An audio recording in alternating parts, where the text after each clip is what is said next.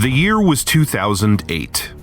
The Summer Olympics in Beijing became the most watched television event ever with nearly 5 billion viewers.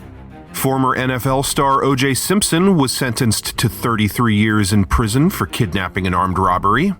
And a settlement was reached allowing former NBA franchise the Seattle Supersonics to move to Oklahoma City.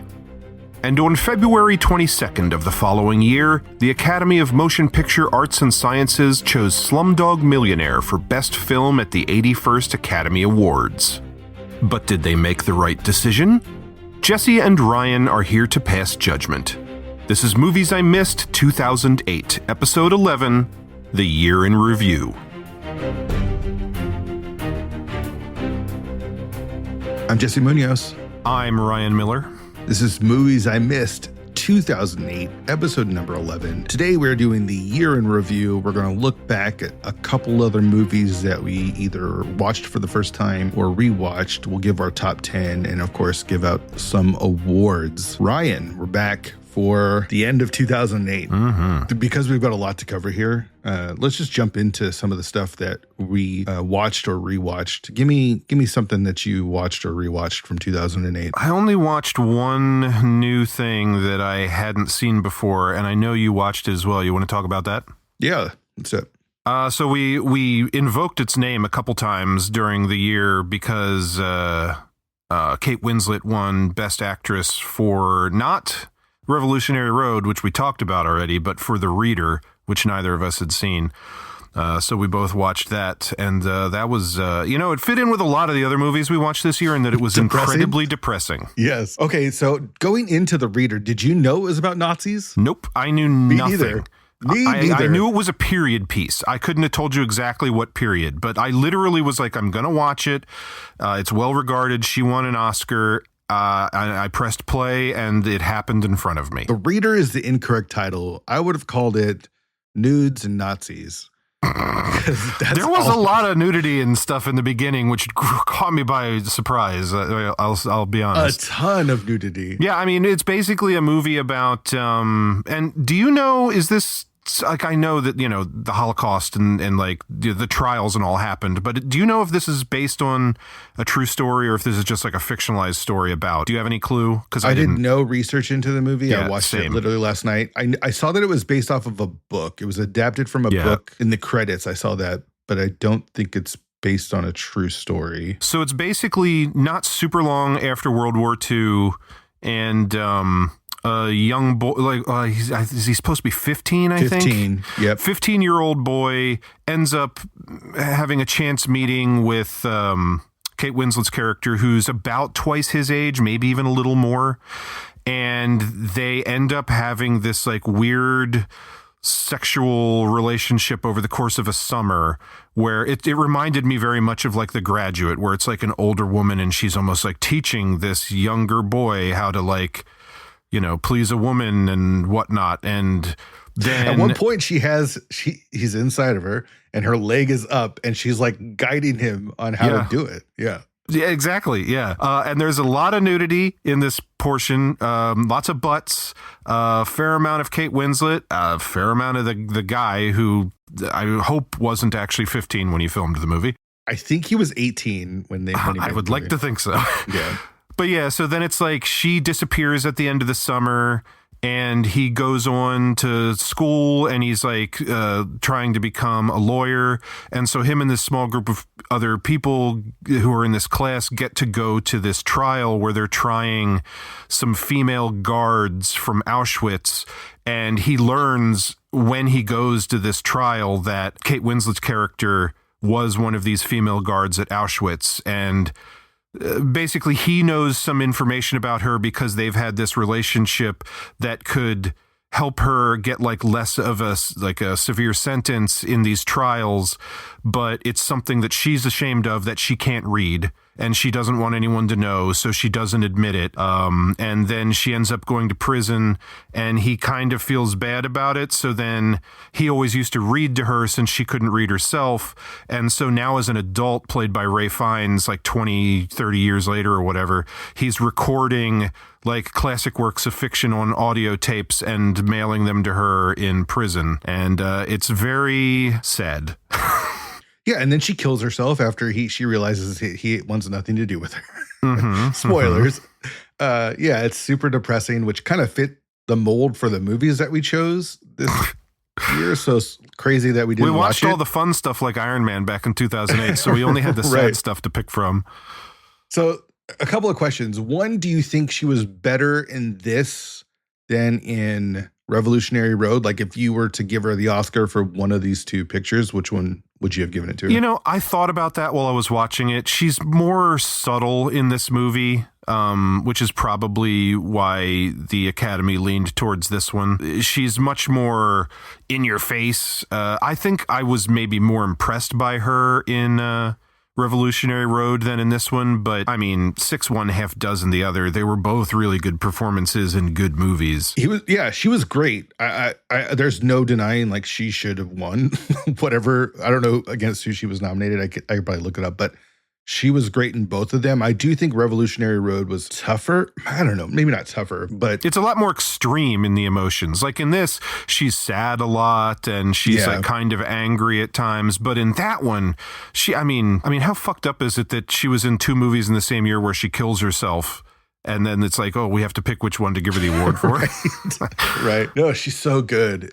Both the kid who I'd never seen before. I just looked up his credits. He did play Adolf Hitler in The Kingsman in 2021. I thought that was pretty funny. Wow. I thought he was really good. I didn't recognize him at all. And then, of course, Ray Fiennes is always good. And I was like wondering, is he going to be in the movie? Because I think he's on the poster. And he's got a bigger part at the end. And he's good, but it's a pretty small part.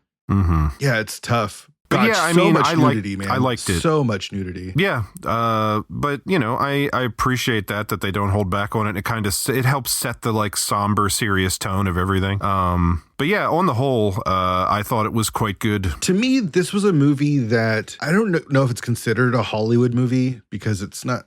I mean, it is so extreme in all that it is with the nudity and the subject matter that it's dealing. But it obviously was nominated for awards, but it's a movie. I don't know if you remember my complaints about Defiance. I do.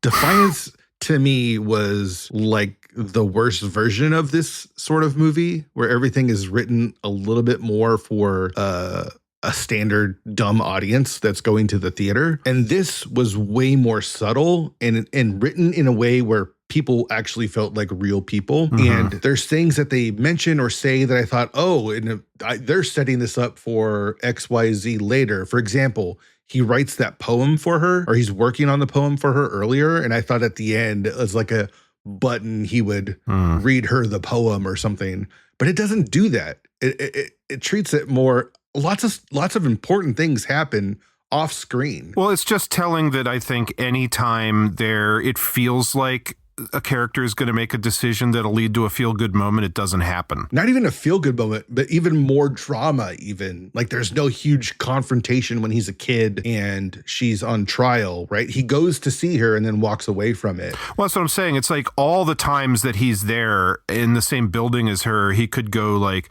see her, talk to her. He even like goes to do it one time and then changes his mind right at the last minute and doesn't go in.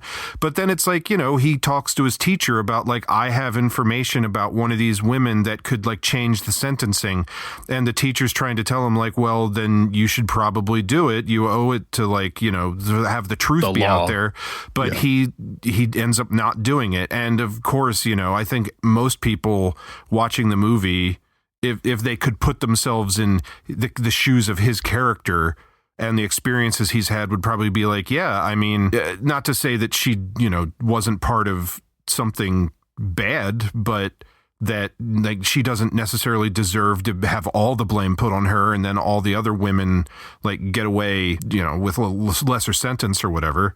Like you'd think that he would have said something, but he didn't. Yeah. And then at the end, like when he finally goes to see her, and you know, she almost seems like, oh, he's going to help me out, and you know, we'll be friends again. And then he's like, well, I'm here as like a humanitarian thing, but I kind of don't want anything to do with you. And then she fucking kills herself. Like, that's not how I thought it would end, but no, not at all. But not at all. Yeah, it was good. It's such a good movie though. Like both this and Revolutionary Road, I think are really good. I think this is a better movie. I would say this is the better movie, but I kind of think I was more impressed or more like wowed by her performance in Revolutionary Road. But again, it's a bigger character and like a bigger like emotional swing. Bigger emotions, right? But yeah. I think, and going back to Revolutionary Road for a second, the emotion that she's able to do subtly in those moments where Leo is blowing up and she's just taking it, I think was the thing I was most impressed with her. It's almost like her acting in her eyes and her face in Revolutionary Road, not necessarily the big argumentative scenes, but the times where she's taking in things, whether it's from Leo or whatnot, those things really stood out. And there's a lot of that in this, but her character is so much different. It's almost like she can't read. She's illiterate, right? But there's almost like a mental handicap that she has. Like she's a little bit slower. She doesn't process things the way that everyone else does. I don't know how to explain it, but because she asks questions as during her time as a Nazi of like, what would you have done? This was just the work that I was supposed to do, and I did it. And there's like this lack of humanity that she has. I didn't perceive that as like some kind of like learning disability or whatever it is you're trying to get at. I just saw that more as like she is just an honest person. And I mean, it's that whole thing of like the Nazi excuse of I was just following orders. That's basically what she's saying, which does not excuse anybody. But if they're like asking her, why are you a villain? And she doesn't perceive herself as a villain because in her mind, she was just doing her job. I mean, that like I understand that point of view coming from her. Not that it, again, like dismisses her from any wrongdoing. I would agree until they get to the part where they talked about burning all the women in the barn and just leaving the door locked, and as opposed to letting them escape. I don't know. There's something there that kind of felt a little. I mean, if anything else, I would almost say that she like was maybe she's not like a super empathetic person. Like she's just for sure. Yeah. But that doesn't, again, it doesn't necessarily, the death of a couple hundred women in a burning church notwithstanding, like it doesn't necessarily make her evil. It just makes her like kind of weirdly level-headed despite the stakes of a situation. I wouldn't say she is evil. I'm sorry. I disagree. I think letting those women burn as opposed to letting them free because you don't have to deal with them escaping makes her again evil. It's kind of like a logical bureaucratic choice versus an emotional one, which is why I say maybe she just isn't an empathetic person. I don't know, maybe there's definitely something going on with her more than just like she's just a lady. I like that she wasn't like this temptress, sexy, like seduced him sort of thing. Their meet cute is so awkward because he's sick and throwing up and she's just like, ugh, get out, you know what I mean? Like she never like fully embraces him. She has these moments where she kind of lets go, but she's very harsh, very like cruel and very systematic in her lovemaking even. I don't know. Yeah. Great movie. It was an excellent movie. One of the best from the year for sure. Too bad we didn't spend a whole episode on it. We could.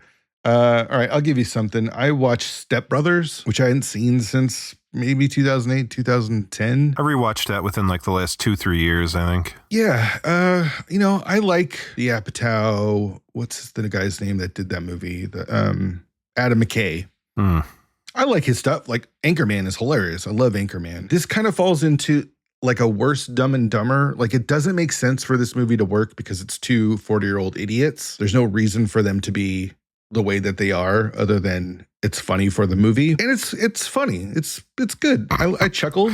My big takeaway was Adam Scott is super hilarious. I love that guy even more so after Parks and Rec, but his douchebag brother nature and him just being so swarmy and gross, I thought was really funny. Same with Catherine Hahn. Catherine Hahn steals the show to me. I think she's super funny as well. It was Boats and Hoes. Pretty good. The fucking Catalina wine mixer, Jesse. Yeah. I mean, it has moments. It's good. It's not great. I wasn't crazy about it back in the day when I first saw it, but when I I had like a real 2000s comedy renaissance like 2 years ago, and I just watched/rewatched a ton of stuff. Like, I was never a big Zoolander fan, and then like on my like fifth rewatch, I was finally like, oh, this is really funny, and I had kind of the same reaction to Step Brothers. Like, I liked it more than I used to. I do miss big studio comedies. Oh yeah, absolutely. We are all missing that, unfortunately, these days. There's just something about like I think we took for granted what Will Ferrell brought to big theatrical comedies, because watching this in a theater worked so much better than watching it at home by myself. You know what I mean? Like, everyone's cracking up. I remember there's an interview with it's Theo Vaughn interviewing Adam Devine from like a year or two ago, and Adam Devine was talking about how, like, you know, he grew up wanting to be a like one of those kind of guys, like a Seth Rogen or whatever, in like these big comedies in theaters, and that stuff really doesn't exist anymore. And he was saying, because he had some Netflix movie that I think maybe like Pierce Brosnan is in, and like he wanted to do this movie, and he was basically like, we had to basically add action. Like, a comedy has to have action scenes in it these days, otherwise it doesn't get made. And he's that's just like that's part of what people expect now. And people like to also try and blame that on like, well, the Marvel movies could have just been good action movies, but they all have to have comedies. So now people, vice versa, expect action from their comedies or something. But it's just a shame that, something like Step Brothers or Forgetting Sarah Marshall or whatever else can't seemingly get made anymore, at least unless it's streaming. Yeah, but for sure. I rewatched Cloverfield for the first time in a very long time. Yeah, I watched that probably like within the last 5 years. Mm-hmm. TJ Miller is the voice. Yeah, back when we liked TJ Miller, he was he was HUD. Yep. Yeah, I remember that's like one of the last times, like that in The Matrix, where I remember there was like a movie where there was actually some fucking mystery to it. And being so intrigued by like the viral advertising campaign where there was a trailer in front of some movie that didn't even have a title in it.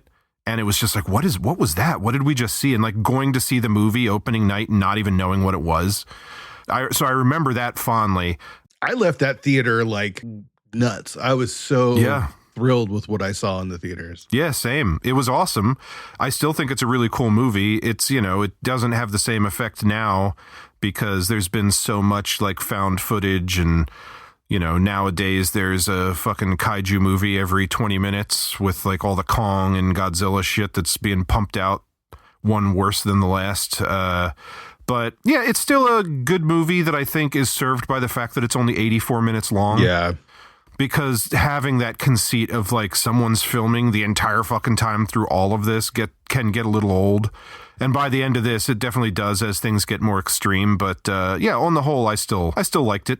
Once upon a time, it would have been like a 5-star, one of my favorite movies of the year, which I'll go ahead and say it's not anymore. But I still like it for what it is. I'm glad found footage didn't have a lasting effect. I know there's a couple other ones, Chronicle I can think of. I'm sure there's a couple more. Yeah, I mean, they're still out there. Caught on like as a huge thing. It worked for this movie, and I think Chronicle is actually worse because of Chronicle's another one that I absolutely loved, but when I rewatched it a couple years ago for the Triple Threat Theater podcast, it dropped quite a bit for me.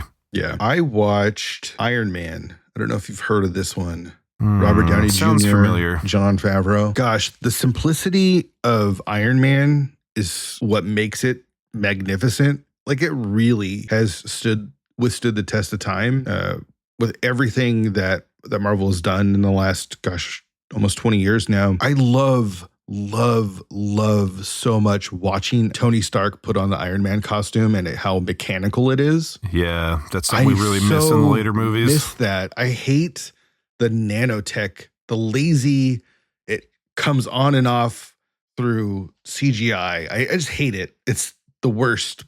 One of the worst things that Marvel's done, and I kind of understand why. It's kind of laziness and expense or whatever. I wouldn't mind as much if every other character didn't have a nanotech outfit too, like Spider-Man's mask coming on and off, or like Star-Lord just like tapping the side of his head and his mask disappears. Like, if it was just Iron Man, I wouldn't mind as much, because like, yeah, I get it. Like, you don't want to have to go through the rigmarole of all the steps of putting the costume on every time, since he does it 37 times throughout all the movies. But it's worth it. It's awesome in the first one, and like even the second one. Yeah.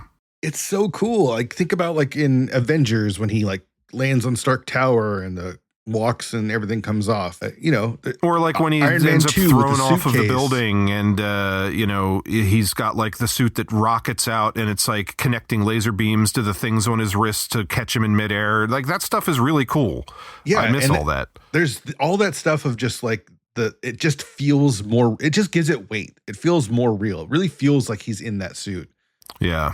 Even something else you miss is like in that first movie, they did a ton of sound design where when he's wearing the costume, every time he moves, it's whirring and whatnot. Yeah. And they lose that. And I remember thinking the same thing like the last time I rewatched Captain America Winter Soldier. Every time Bucky moves his arm in that movie, it's making like a cool sound effect. And then that's dropped completely in all like the subsequent movies. And I miss it.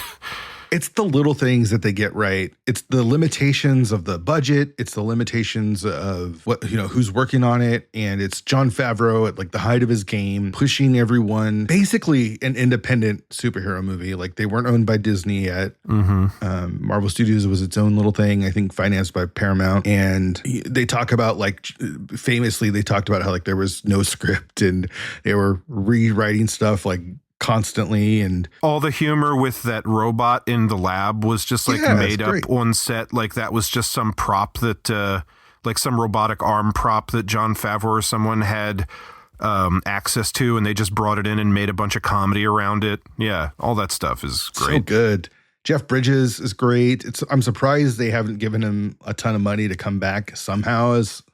They've had everyone else come back. I'm surprised they haven't had him show up. Hey, we got a big multiverse movie, or two of them coming up, so anything can happen. Terrence Howard is the what's his name, Rhodey. That's the one unfortunate thing that we didn't have Don Cheadle from the beginning. I've never really been a Terrence Howard fan personally. I think he's fine. I do like Don Cheadle more, but it's just such a good movie. Like, especially because of where we're at with the MCU, where I thought Fantastic Four was great. I really enjoyed it. I loved Thunderbolts. It was like one of my top 2 movies from last year. I'm still like hooked onto the Marvel Kool-Aid, like, because I'm more of a comic book fan, not necessarily like they have to please me as a movie goer. They're still doing some good stuff. I think people have kind of gotten tired of it, and it's fine. Like, it's people don't like comic books, right? Like, the people when Marvel was huge, it wasn't because people liked comic books. It was because it was an event. And I still think that they can do good stuff, but the simplicity of Iron Man is just so good, and it holds up really, really well. So agreed. I didn't rewatch it, but I can't agree with what you're saying more. Yeah. I did rewatch a movie called The Good, the Bad, the Weird, which is a South Korean action adventure movie directed by is it Kim Ji-woon? I always get the Korean directors confused. Like, what did Bong Joon-ho direct? What did Kim Ji-woon direct? But it's like a crazy like action adventure western with like an entirely Asian cast, and it's a really tough movie to describe in simple terms. It's basically like, obviously taking its name from The Good, the Bad, the Ugly, where you had Clint Eastwood, Lee Van Cleef, and what was the Ugly's name? I can't remember his name off the top. Eli Wallach. It's similarly here. You have like a good guy who's like a bounty hunter cop kind of character. You have a bad guy who's like this kind of assassin criminal bandit, and then you have the weird, which is like our goofy main character. And there's this like treasure map in kind of a Wild West setting where they think it's a treasure map, and everybody's trying to get their hands on it because they all think it's this like really important thing, but nobody actually knows what they're after. And it's just full of like awesome gunfights, incredible chase sequences.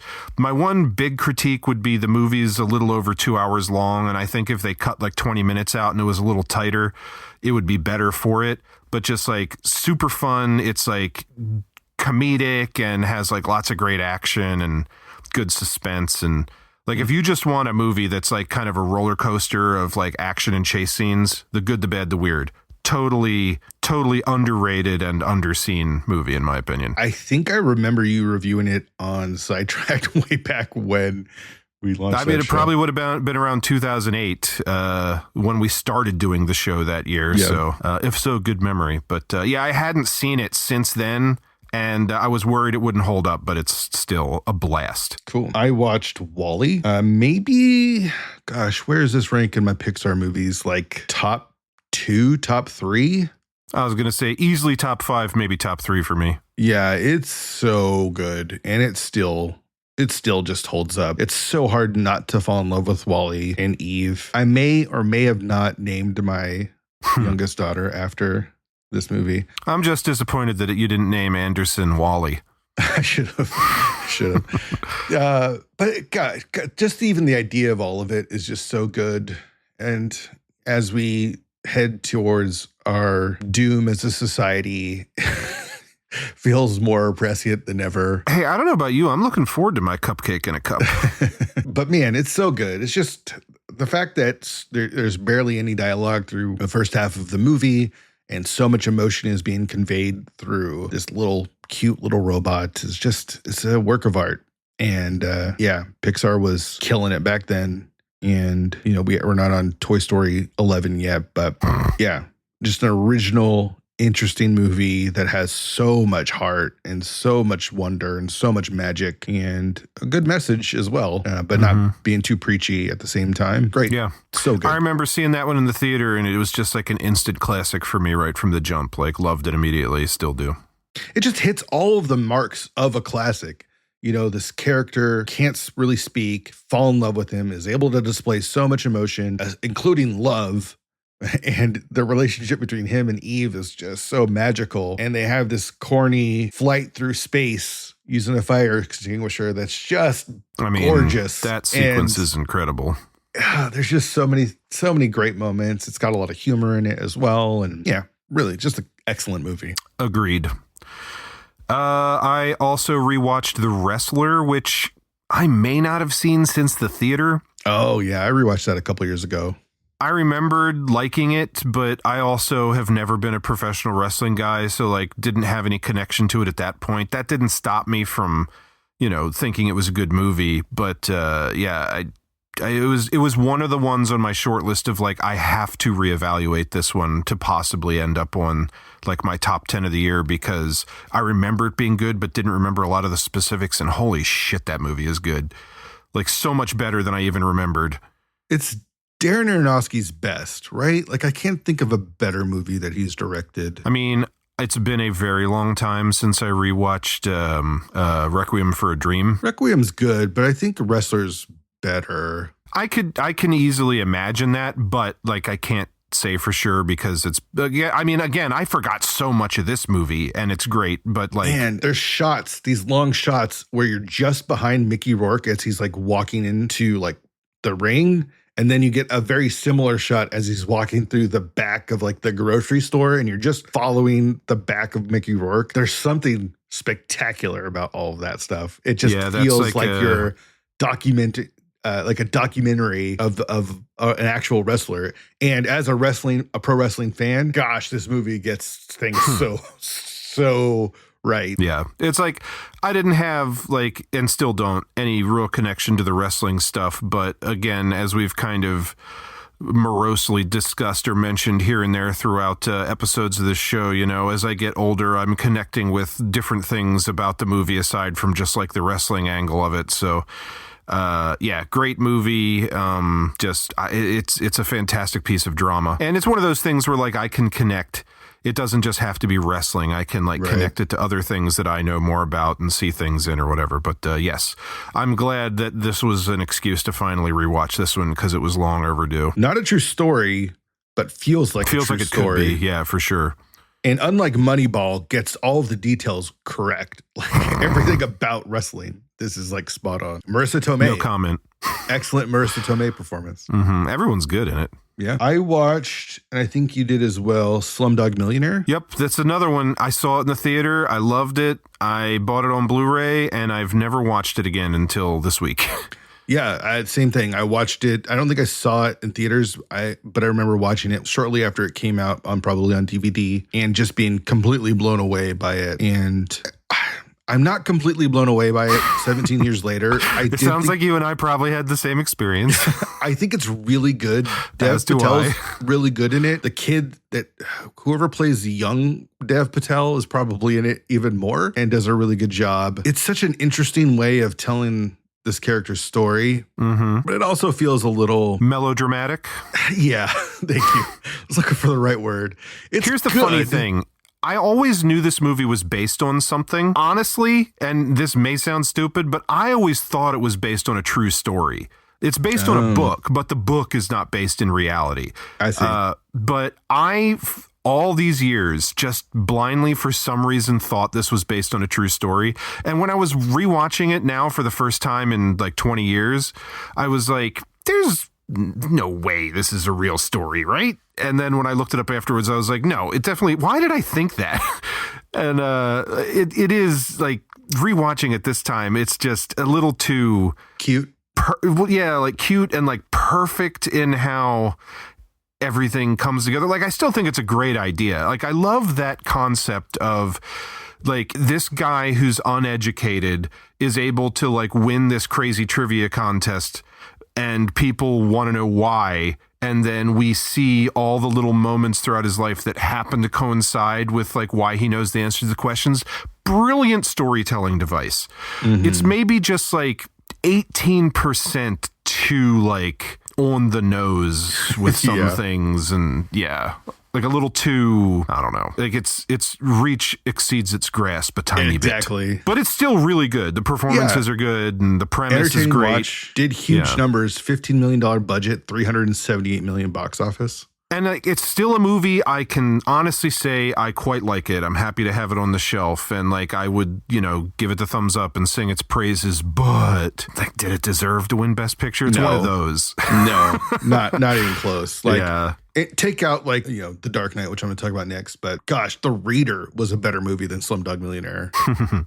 Totally different story, but man, I love The Reader. The Wrestler was a better movie than Slumdog Millionaire. So it's good. It's good. Yeah, but it's just I enjoyed the not rewatch. Good. Long overdue. For sure. A little too long. And the dancing at the end, I was like, all right, I think I'm good. I'm good with the movie. The last movie I watched was The Dark Knight. Enough said. Moving on. All right.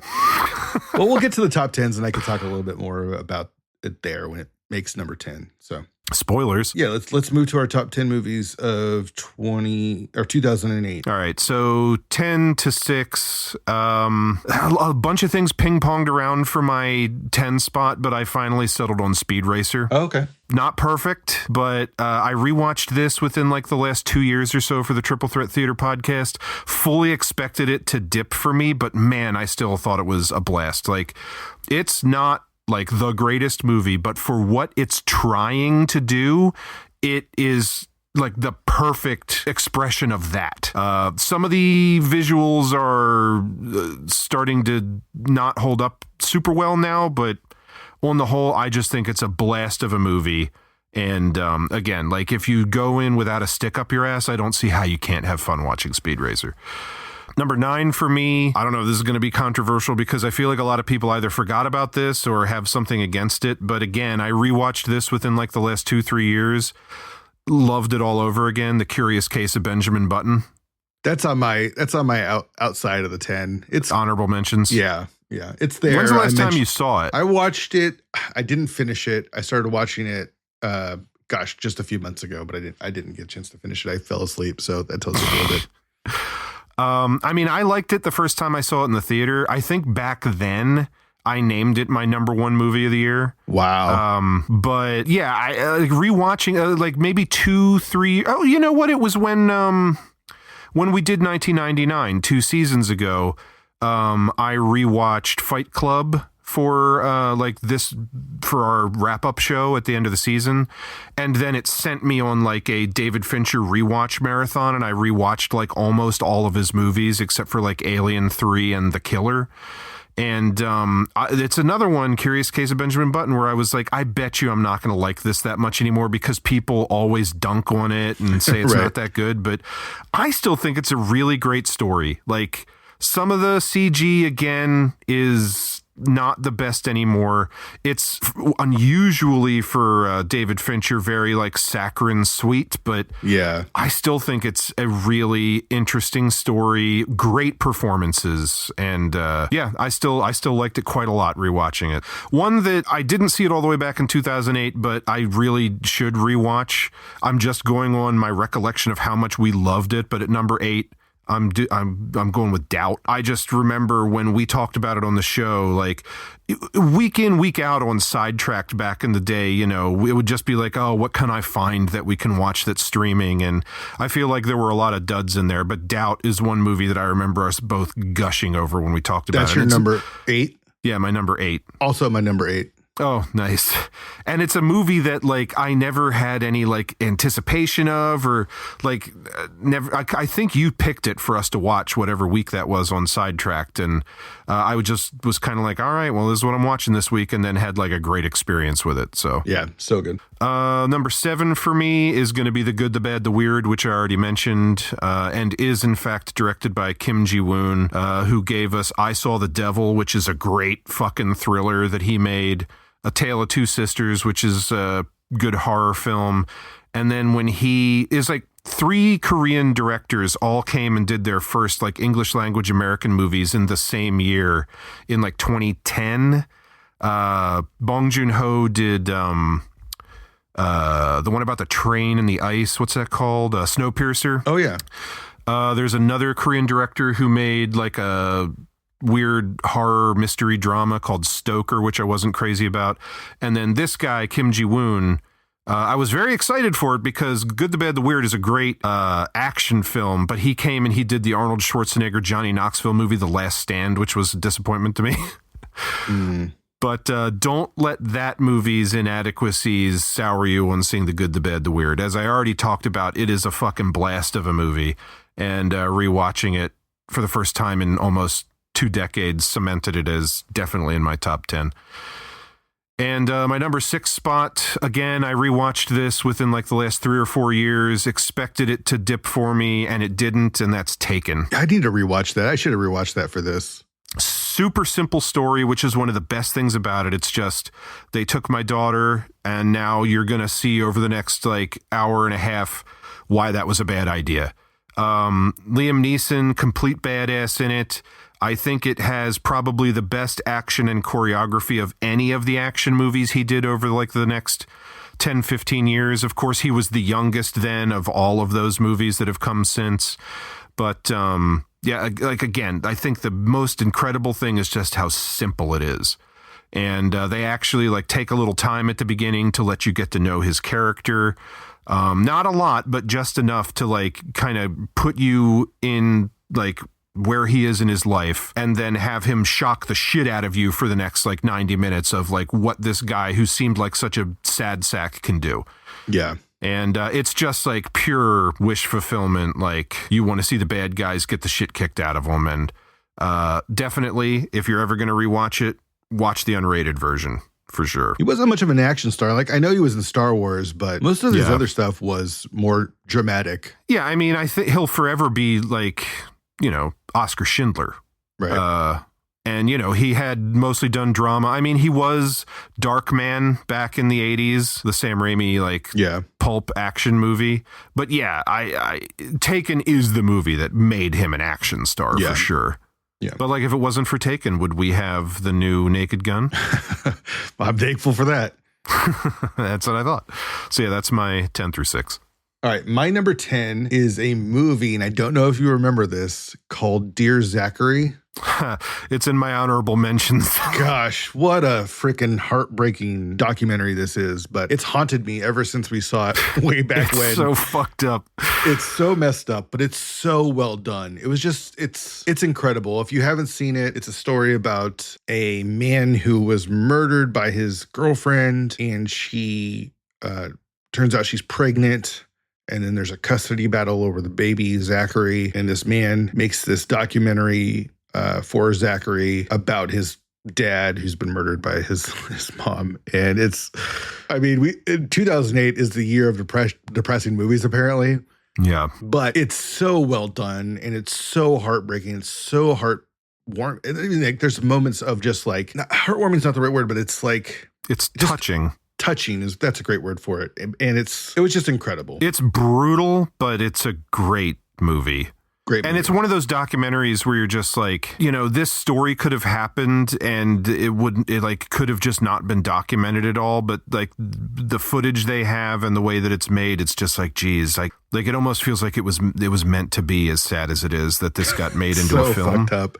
It's so bad. But yeah, man, Dear Zachary, a letter to a son about his father. I remember I was the one who had us watch that very early, I think, in Sidetracked. And I don't know if you ever forgave me for it. I mean, it's incredible. It's an incredible movie. Yeah. Have you rewatched it? I haven't rewatched all of it, but I've watched different scenes from it. I've never gone back to it. Like, as much as I think it's a great movie, I am like, like we talked about Requiem for a Dream. Like, there's movies where people are like, you only need to see it once and never again. And I'm usually not like that with like a fiction or like a fictionalized film or whatever, like a dramatic film, but for a documentary, boy, Dear Zachary might have been a one and done for me. Yeah, it's a lot of these movies from 2008, I feel, that are like that. In the same vein, my number 9 is Baby Mama with Amy Poehler and Tina Fey. Comedy for me, I think. Do I have anything else higher than that? No, it would be my comedy of the year for that year, I think. Just really enjoyed that movie, have a connection with it with my wife as well, because we love both the people in the movie. We saw it early on in our courtship or marriage, and I don't know, a lot of nostalgia. And I just love Amy Poehler. I think she's hilarious. Good movie. That's one I'd like to rewatch because I saw it before I saw Parks and Rec, and now I'm like a diehard Amy Poehler fan. Yeah. I remember seeing it like within the year it came out and being like, yeah, it's okay, but I'd like to revisit that one. Love it. Number 8 is Doubt. You mentioned that as well. Just great performances. Like, I want to say it was one of my first Meryl Streep movies and early Philip Seymour Hoffman. And I've raved for 3 seasons about that dude, even though he wasn't in 1985 movies.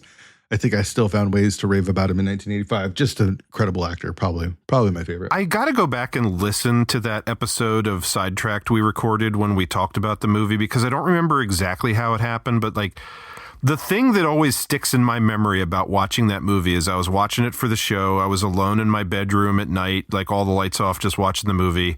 And there's like a moment in the movie, maybe you can recall this, where it's like she's like looking at like a lamp or a chandelier, and like something happens, like the light goes out, and it's like it has some kind of meaning to her spiritually or something, and like something like that happens, and at that moment the power went out in my house and my TV turned off, and it's just like the Lord was speaking. Weirdly, yeah, because it happened.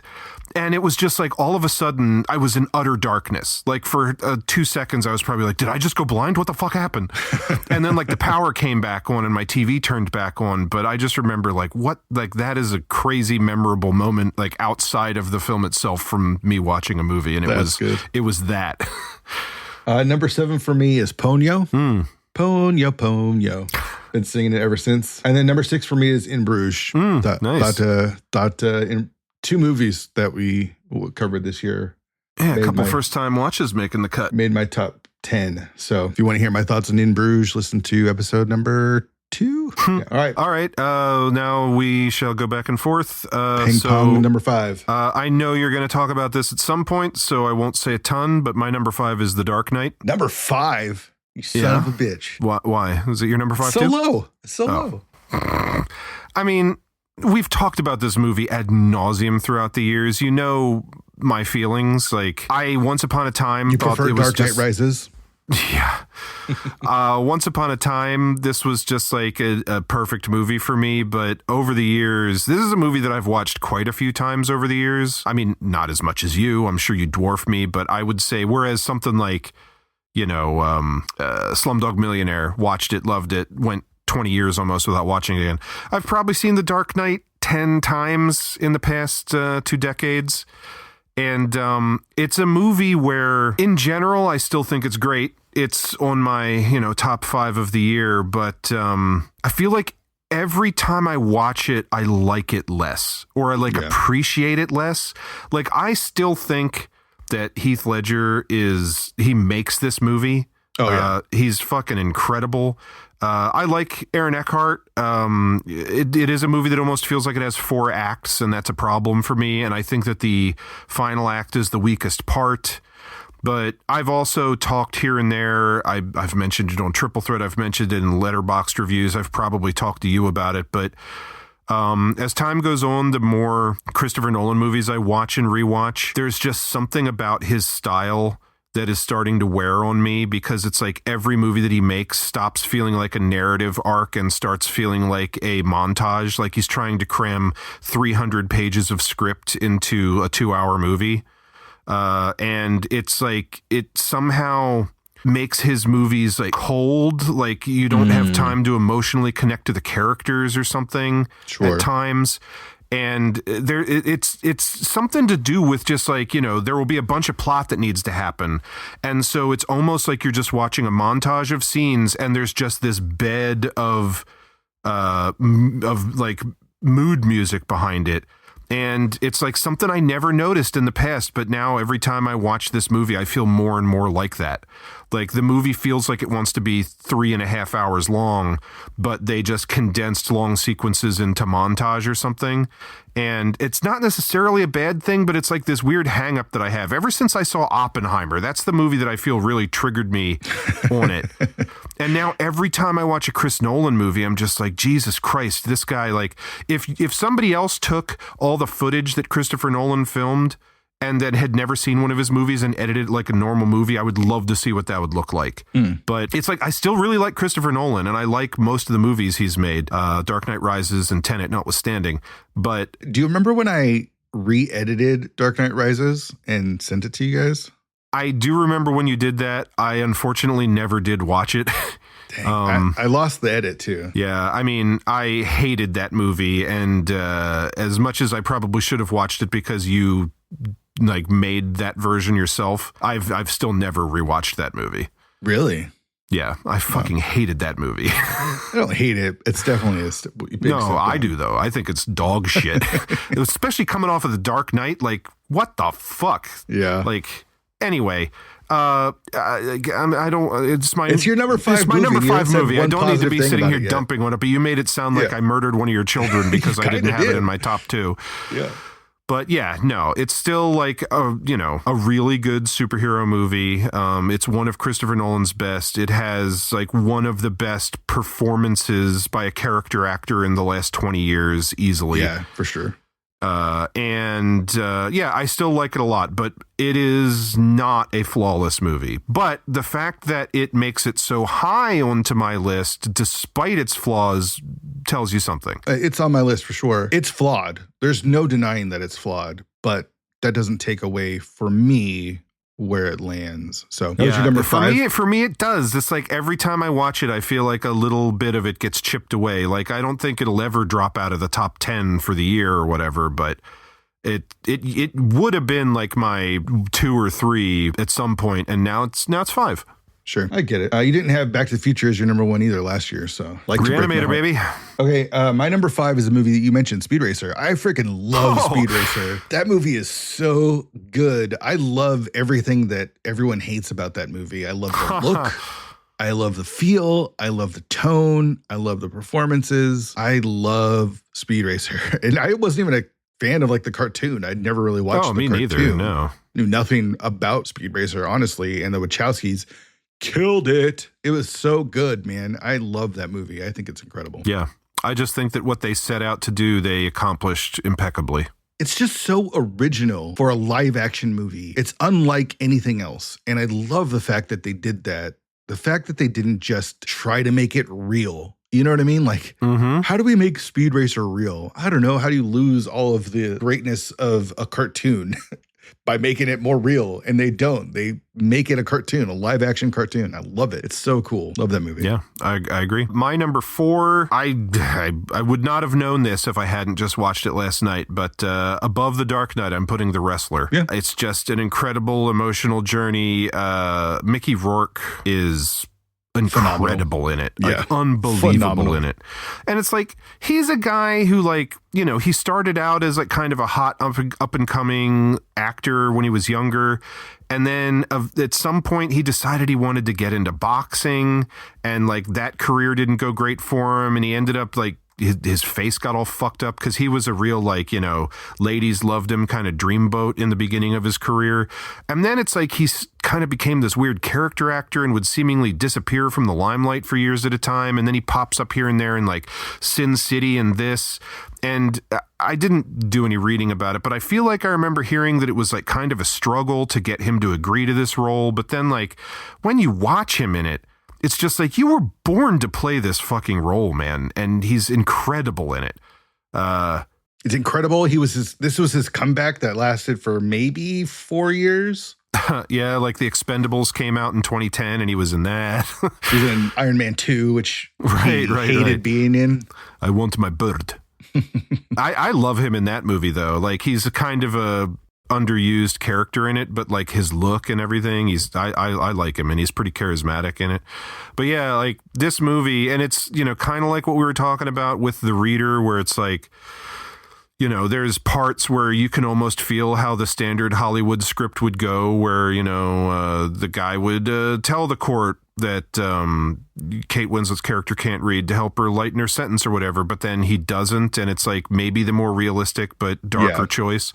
And like in this movie, I forgot the ending, that it's like he spent all this time struggling to like get his life together without the wrestling, and just like he kept fucking things up and things kept going poorly.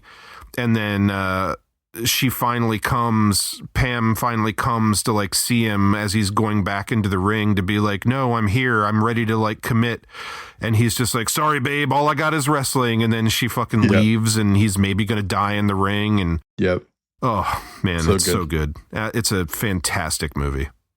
Depressing. My number 4 is WALL-E, which I mentioned earlier. Just an incredible Pixar movie. Again, if it's going to be in my top, whatever, 3 or 4 of Pixar movies, it's definitely going to be in my top 5. So number 4 for me. Cool. Number 3 for me is another South Korean film called The Chaser, directed by a guy named Na Hong Jin. I've seen one other movie by him called The Wailing, which I also quite liked, which is kind of a folk horror movie. But The Chaser, I had wanted to see for a long time, finally came to Region A Blu-ray. I forget who put it out, but like 2 years ago.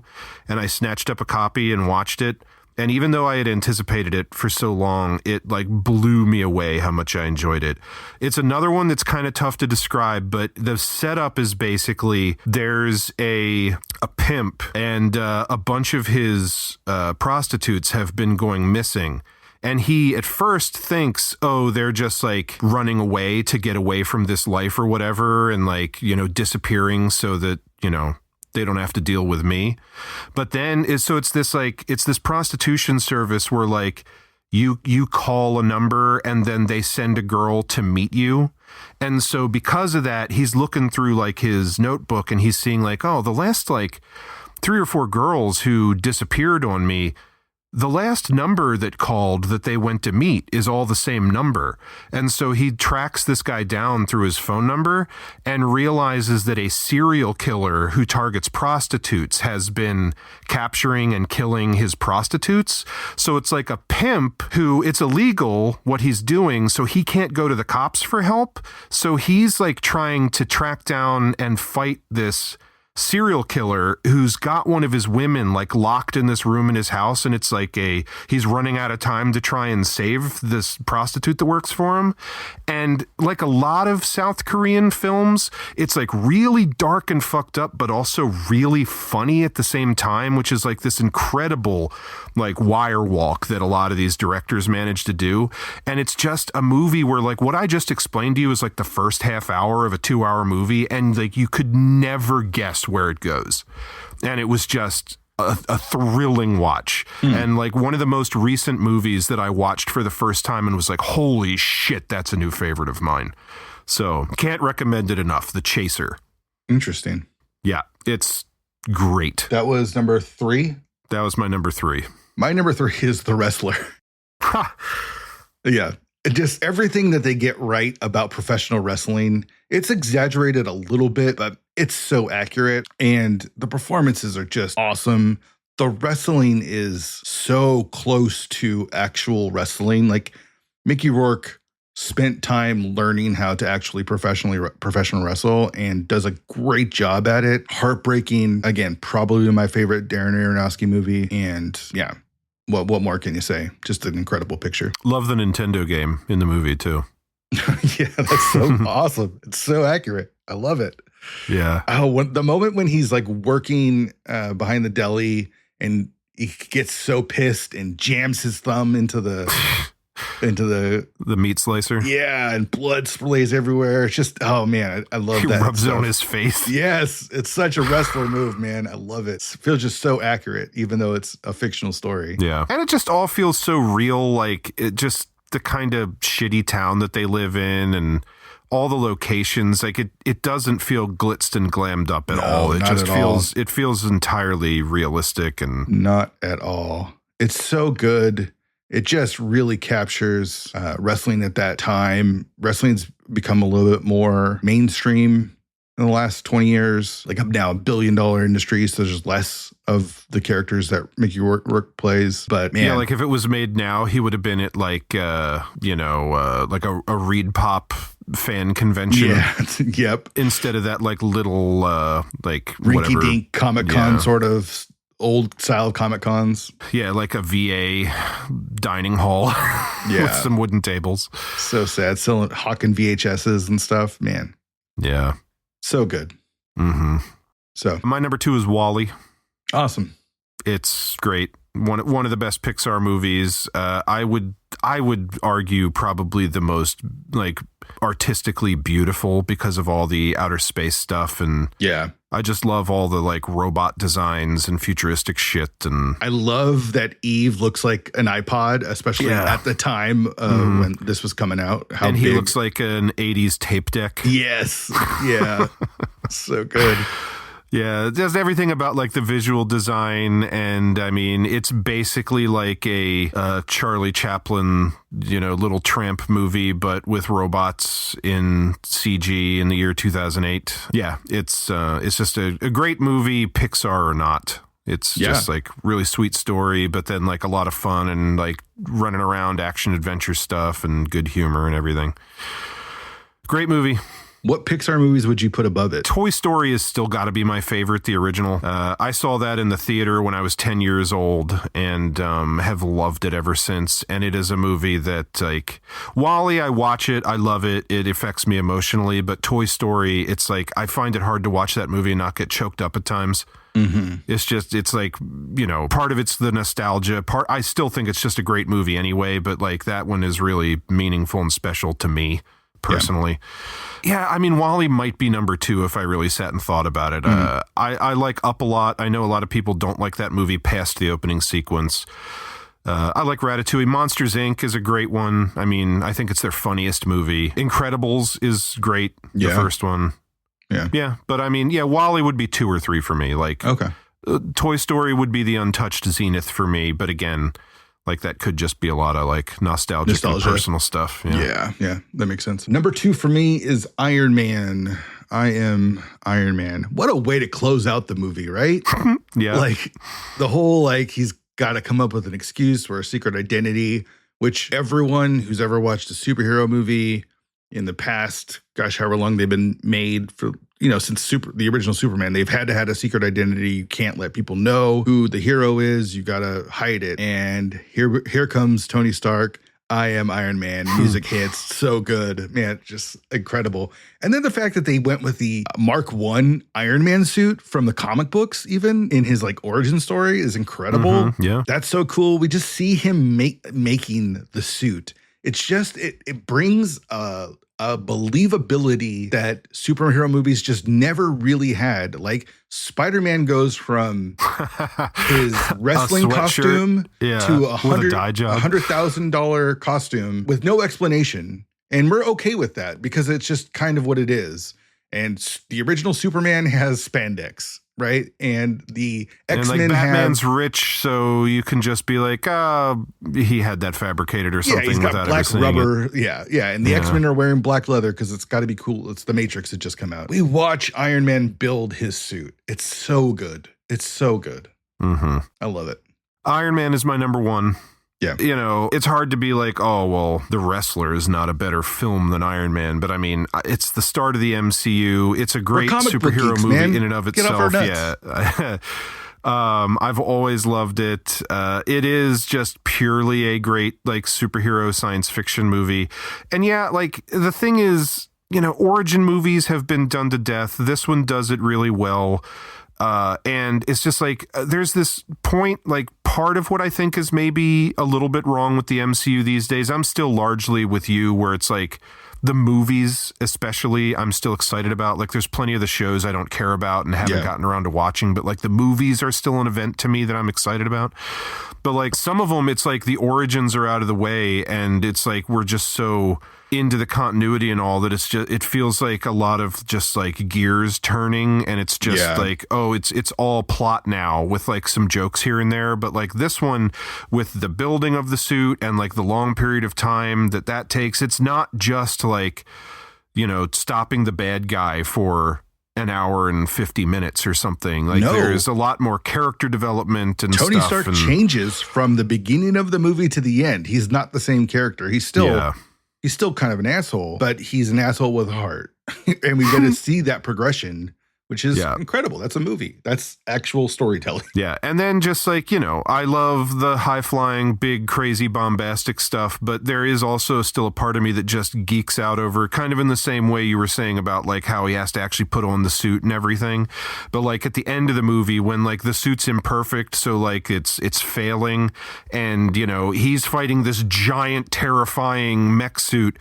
And like his costume, like his armor is half off. And like that moment when he puts his hand up to fire a repulsor beam and he forgets that he's not wearing a glove on that hand. And like just the vibe of that whole fight scene, it feels more like dire and like personal than a lot of stuff that would come later. And then, I mean, you have just someone of the caliber of Jeff Bridges as the villain. And it's Iron Man. It has the start of the MCU. A cinematic classic moment that will live forever where the tank shoots at him, he dodges it, fires back, and slowly walks away as the guitar.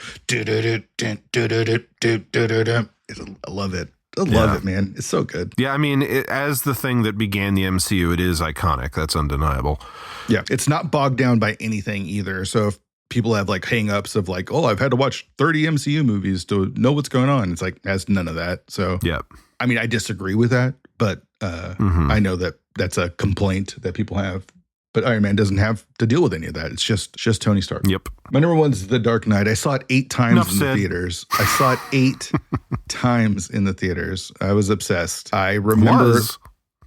I mean, I don't watch it as regularly as I did back then, but I remember Heath Ledger being cast and being so excited for what he was going to do. I just thought he was going to be incredible. This is not revisionist history. There was a lot of people that did not think that Heath Ledger could be the Joker, especially comparing him to like Jack Nicholson. I know it's hard to go back because we've had so many Jokers since, but there was this sentiment that Jack Nicholson is the Joker and there is no other Joker. Yeah. Like, good luck, Heath. And I just remember thinking, this is going to be incredible. I think this guy's going to be incredible. Having already been a fan of Heath Ledger.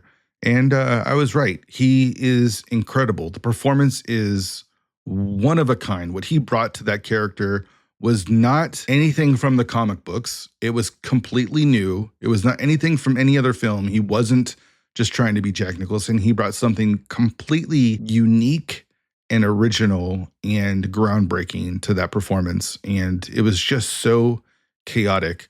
Batman Begins set up Dark Knight and Batman Begins was great, but Dark Knight just took the ball and ran with it. Does it have its issues? Sure. Do I love the third act? Not really. I don't love everything that goes on in the third act. I don't even fully understand the idea of like Batman taking the fall for killing the people. I don't really get that idea.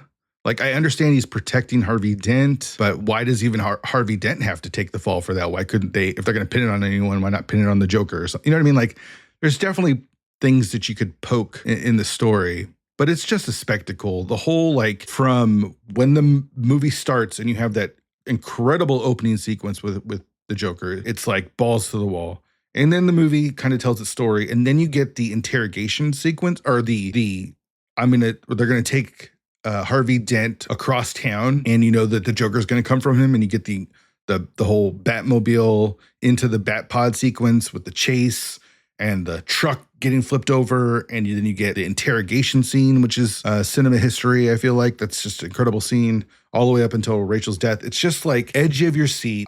Hands are gripping my knees, digging in, and I'm just hooked, and I love it so much. It's just so good. It's just incredible filmmaking. I agree with a lot of what you're saying, but it doesn't ruin it for me. And there's a lot of nostalgia. The way you talked about Toy Story is the thing. I was 27, 26 when it came out, but I had the mind of a 12-year-old while watching this movie.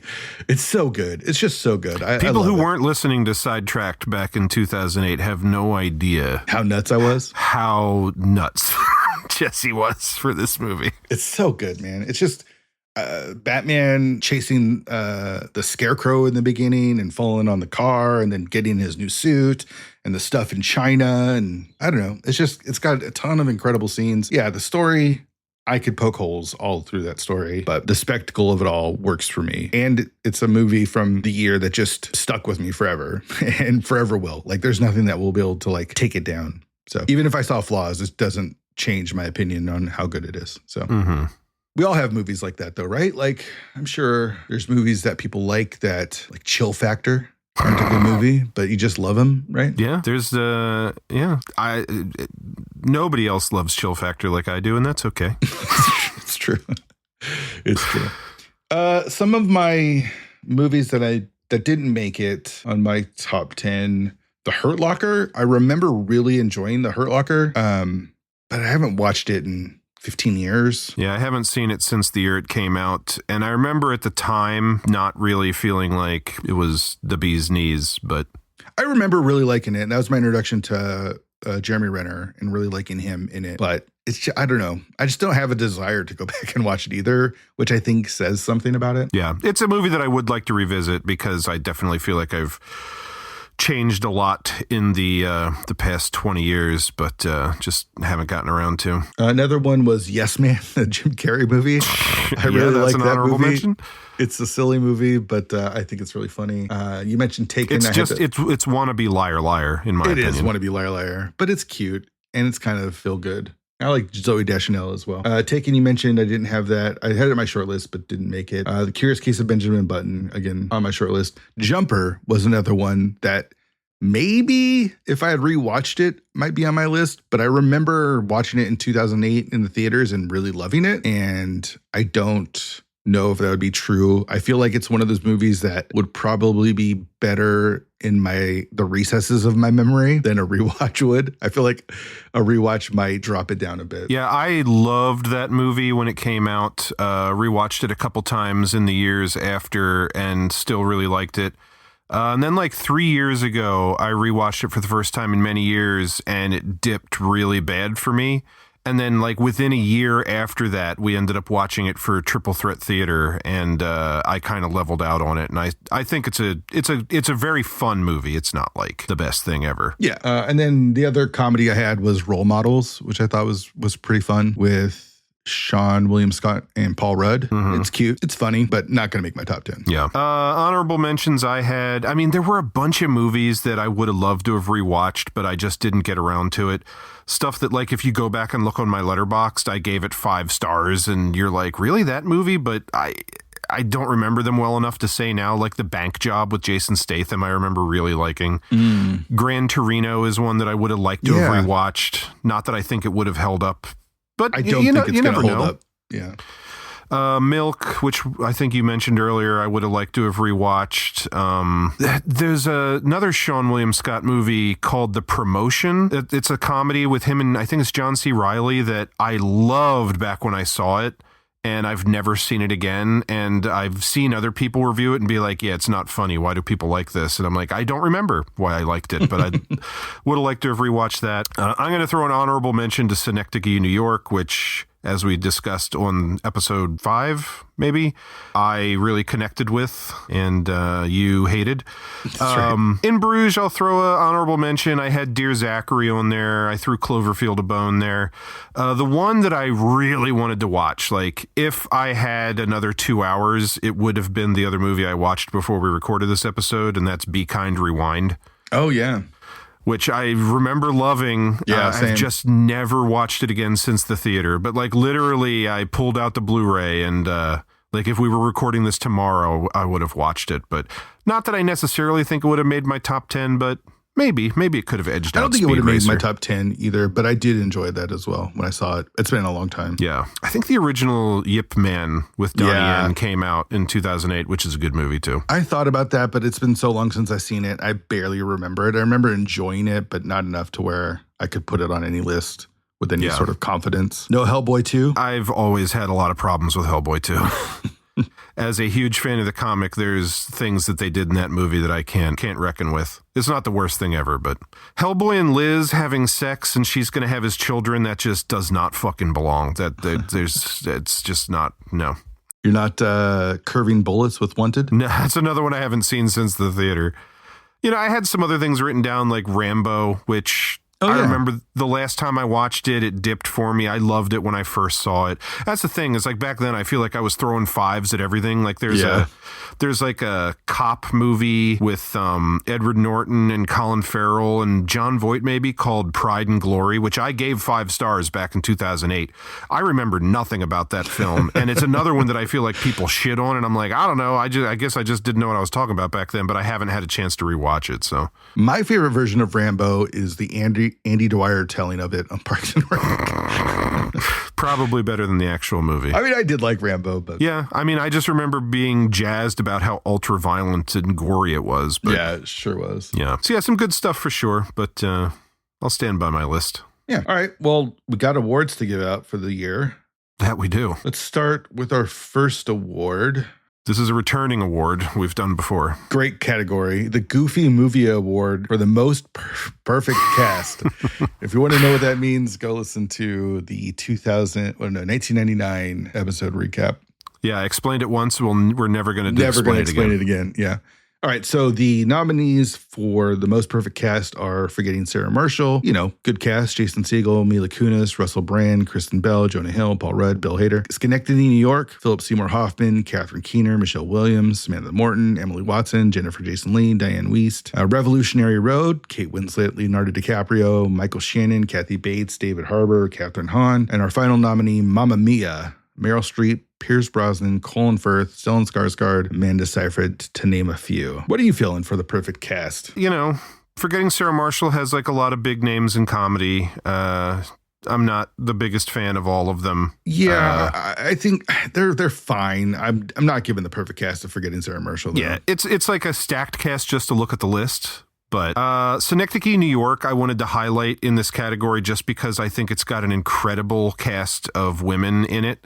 Like the main character who we spend all our time with is Philip Seymour Hoffman, but just that lineup there, getting right down to Diane Wiest, who we talked about a good bit on the episode, and like her playing Philip Seymour Hoffman in the play, which I loved.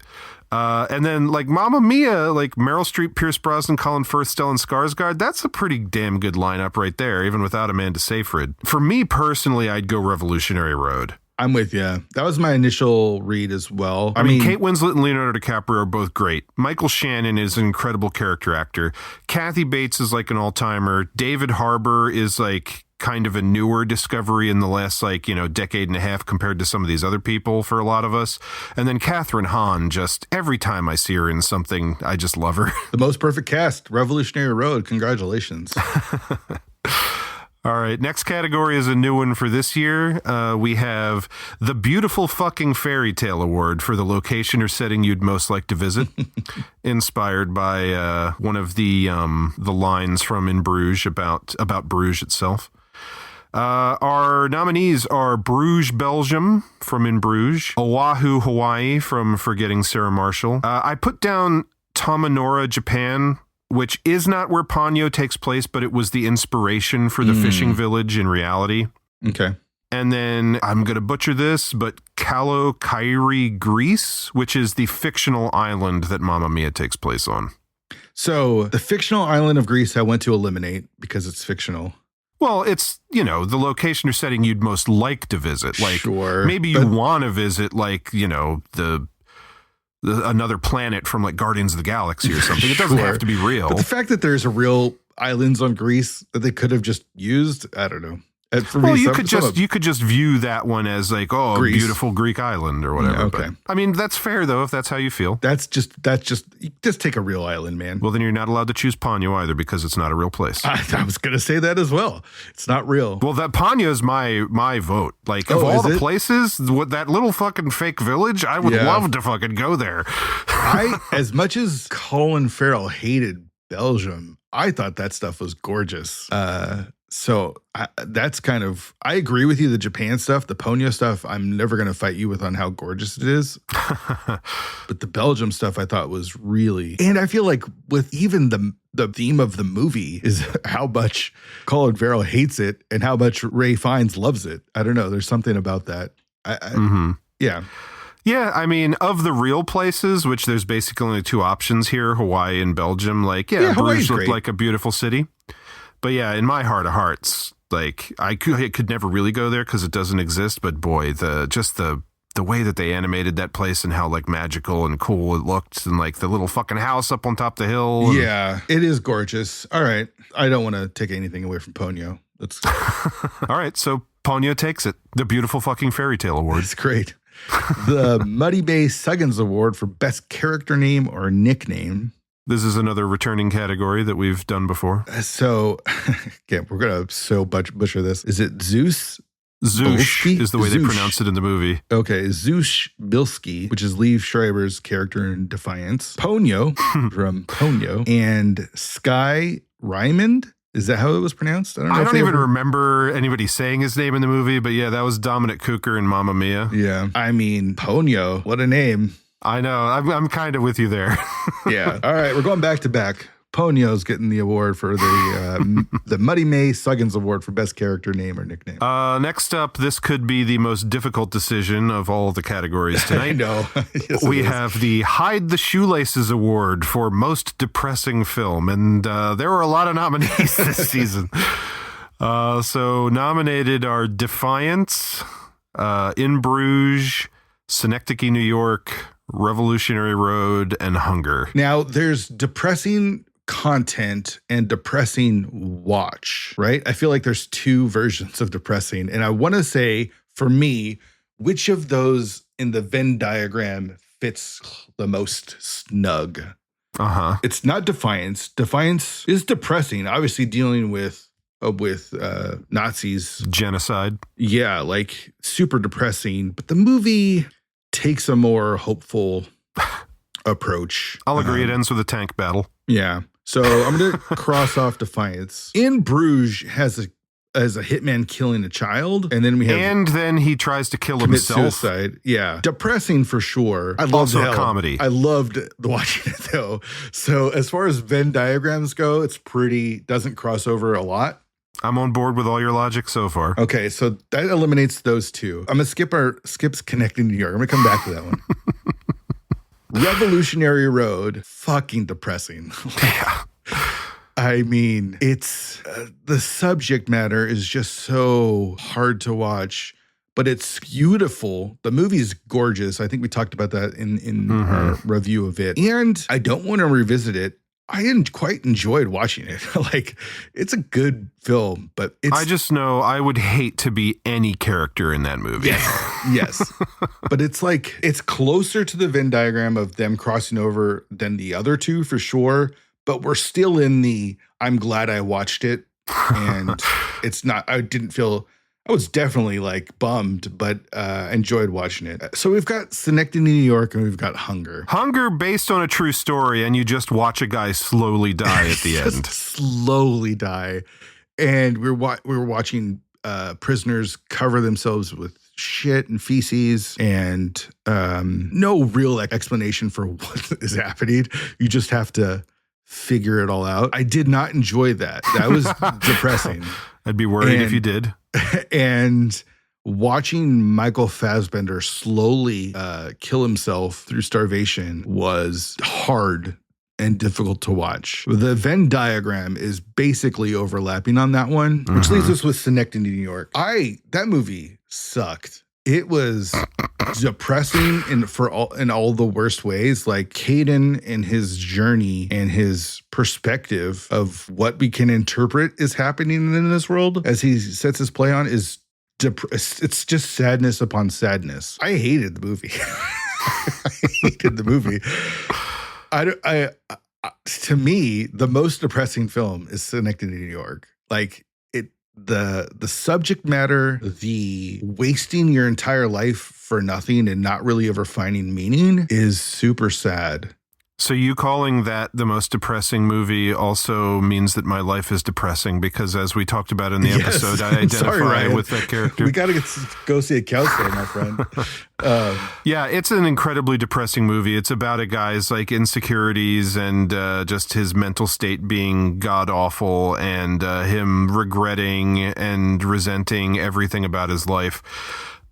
Frankly, like I knew that Defiance and In Bruges wouldn't take it, but they both dealt with some heavy shit, so I had to throw them in as nominees. But basically, I couldn't decide, and I told myself going into this, whichever one Jesse chooses between Synecdoche, New York, Revolutionary Road, and Hunger, I'll be okay with. So, all right, I'll leave it up to you. Come on down, Synecdoche, New York. Charlie Kaufman, accept your award, you fucking piece of shit. No, I'm just joking. He's a great artist, and the movie is what it is. But yeah, depressing for sure. And that I think that's saying something with Hunger, because that movie is Hunger.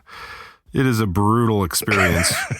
All right. The Genius or Madness Award for Craziest Plot Twist, which is another returning category. Ken throws himself from the bend. This is all spoilers, by the way, so hopefully you watched all these movies. Well, people probably listened to the episodes already, too. I hope this isn't your first. Ken throws himself from the bell tower in Bruges. Soski and Ponyo get married? Question mark? In Ponyo. A building falls on Will in Son of Rambo. I want to say Rambo because that's how it's spelled, but Son of Rambo. And Harry comes out at the wedding. Mamma mia. What are you feeling? Man, I mean, I wish I could go back and experience Ken jumping out of the bell tower and splattering on the ground for the first time again, just because that, like, who could have seen that coming? Yeah. Harry coming out at the wedding, like this doesn't have to mean like, a movie changing plot twist, but just like that one's weird to me because like, what was the point of that right at the end of the movie? Like, it doesn't have anything to do with anything that one of the guys is just like, oh, well, I'm gay now. Yeah. I did sleep with your mom, so I could be your father. But all of a sudden at the wedding, I'm just going to be like, hey, I'm kind of into this handsome Mediterranean dude. Yeah. So like that one is just baffling to me. Sasuke and Ponyo getting like that weird marriage ceremony. We talked about it on the episode. Like, it's just not what I expected from the end of that movie. Yeah. And similarly, like when the end of Son of Rambo suddenly turns into almost like an action sequence where like they're speeding around in the Jeep and then like one of the main characters in this like kind of cute coming of age movie is like being crushed under a building and his friend has to save him. I did not see coming either, but just like craziest, personally, I think it's Ken fucking committing suicide out of the bell tower. And even after he splats on the ground, he's still alive enough to tell Colin Farrell, like, what's happening. I'm with you. In Bruges, come down for your third award. Love it. All right. Next up, another new category. We have the Day Player Award for Most Unfortunate Bit Part Credit. People may be aware that in a lot of movies, there's people who just play like a small part and they're not a big enough character to have a character name, but they got to call them something in the credits. So it'll just be like man eating hot dog or something like that. Yeah. So I scrubbed through the cast list for these movies and found the weirdest or most unfortunate character titles that I could for some people in these movies. So from Defiance, we have Jewish father being beaten #2. Played by Ermontas Bacelis. Not even #1, man. #2. I know. Anytime there was a #1 and a #2, I was like, well, the #2 is sadder. Oh, for sure. Yeah. Which part are you playing? Oh, I'm playing the Jewish father being beaten #2. Couldn't get the number one, huh? No. Similarly, we have from In Bruges, Overweight Woman number 2. Did they give the rest of them names and not her? No, it was Overweight Woman 1 and Overweight Man. Okay. But I was like, again, number 2 makes it even sadder somehow. That is sad. You're the second build Overweight Woman. That was played by Anne Elsley. I don't remember the context of this one, so it may be a joke I'm forgetting, but when I read it, I was just like, what is this? From Forgetting Sarah Marshall, we have Gag Me Girl. Yeah, so in that run where he's like hooking up with different chicks, there's a girl, she's like, hi. And he's like, hi. And they're like doing it. Hi. And he's like, hi, hi. And she keeps going back and forth. And he's like, can you stop saying that? And she's like, you could gag me if you want. Okay. Yeah, I couldn't remember the context of it at all, but I was like, boy, just imagine if like your biggest credit was as Gag Me Girl. I think she was in Freaks and Geeks too. Okay. Yeah. Carla Gallo played that character. Then from Synecdoche, New York, we have Man with Nosebleed, which is just a sad man with a sad role in a sad movie. Played by Alvin Epstein. Then from Revolutionary Road, which is not the movie I would have expected this character name. No. We have Party Hipster. No. I guess that's from the beginning of the movie would be my guess. Gotta be, yeah. When they meet the party, yeah. Played by John Yvonne. And from Nick and Nora's Infinite Playlist, we have Beefy Guy and then parentheses Lothario. So that was his credited name, Beefy Guy, parentheses Lothario. Played by Jonathan B. Wright. Nick and what Nora's are you feeling? Infinite Playlist, huh? I think having a number in your name automatically qualifies you for the most unfortunate. Just like imagine you're a bit player and you're going in for a role and they ask for your credits and your biggest credit is this. Like, which one would you be most embarrassed to admit? Jewish father being beaten number 2 is just a really bad credit. Yeah. It's not a great credit. So that's my vote. I'm down with that. That just the descriptive nature and then the number 2 adding insult to injury. It just couldn't be like Jewish father number 2. Yeah, seriously. Right. All right. Defiance, you're a winner here today.